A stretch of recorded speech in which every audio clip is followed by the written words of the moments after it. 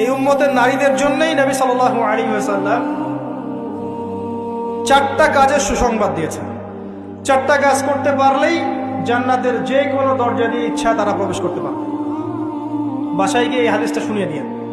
1 number, তারা যদি 5 ওয়াক্ত নামাজ পড়তে পারে, 5 ওয়াক্ত নামাজ টাইম টু টাইম পড়তে পারে। 2 নাম্বার, তারা যদি রমজান মাসে সওম রাখতে পারে। 3 নাম্বার, তারা যদি লজ্জাস্থানের হেফাজত করতে পারে, মানে পর্দা করতে পারে। এখানে আমি খাস পর্দা বোঝাচ্ছি, ডিজিটাল পর্দা বোঝাচ্ছি না, খাস পর্দা বোঝাচ্ছি। পোশাক এমন হবে না যেটা পরলে শরীরের কাঠামো বোঝা যায়, এমন পোশাক চলবে না। পোশাক এমন হবে না যেটা পরলেও বাইরে থেকে ভিতরের অঙ্গ দেখা যায়। পোশাক এমন হবে না যেটা অমুসলিমদের সাথে সাদৃশ্য আছে।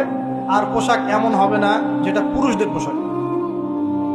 তারা যদি তাদের লজ্জাস্থানকে হেফাজত করতে পারে। আর 4 নাম্বার, যদি স্বামীর আনুগত্য করতে পারে।